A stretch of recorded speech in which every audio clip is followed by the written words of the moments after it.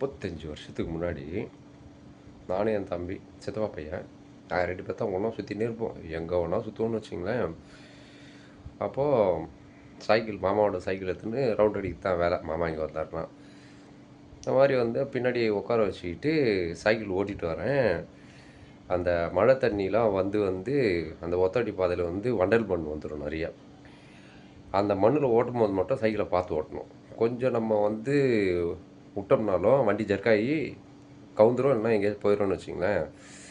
நான் என்ன பண்ணிட்டேன், ஆண்பாரை பிடிச்சி ஓட்டுறதுக்கு பதில் அந்த கேரியருக்கு ஒன்று போட்டு வச்சுருப்பாங்க. அந்த போஸ்ட்மேன்லாம் வந்து ஃப்ரண்ட்டில் வந்து இந்த கவர் வைக்கிற மாதிரி வந்து ஒரு கேரியர் ஒன்று இருக்கும் 2 ஆண்பாருக்கு நடுவில்.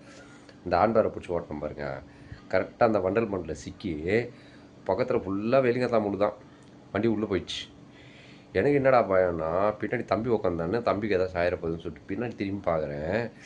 வண்டி எப்போ ஜர்க்காச்சும் அவன் எகிட்டுக்கிறான் பின்னாடி. டேய் தம்பி என்னடா அப்படின்னா, ஆனால் வண்டி திரும்பும் போதே நான் எகிட்டேன், உன்னை பிடிக்கிறதுக்கு முயற்சி பண்ணேன், என்னால் பிடிக்க முடியலன்னா வண்டி உள்ளே போயிடுச்சுண்ணா அப்படின்னா. வண்டி அப்படியே பின்னாடி ஈர்த்து பார்க்குறேன். இங்கே வந்து ஒரு பெரிய முள் குத்தி நல்லா கீழ்ச்சிச்சு. இவ்வளோ பெருசாக வாய் வந்து ஆன்னு திறந்துக்கிச்சு அப்படியே. அதுக்கப்புறம் பவுடர்லாம் போட்டுக்கிட்டு கொஞ்சம் ரெடி ஆகிடுச்சின்னு வச்சிங்களேன். அதனால தான் வந்து தாடி விட்டுன்னு சுற்றிட்டுருக்கேன் நான். சைக்கிள் ஓட்டும் பொழுது ஆண்பாரை பிடிச்சி சைக்கிள் ஓட்டணும். இந்த மாதிரி சாகசம்லாம் பண்ணணும்னு நினச்சோம்னா இந்த மாதிரி வந்து ஏதாச்சும் வந்து நமக்கு வந்து மெடல் குத்துருவாங்க. அதனால் வந்து அப்படிலாம் ஓட்டக்கூடாது. சைக்கிள்ன்றது வந்து பார்த்து பத்திரமா ஓட்டணும்.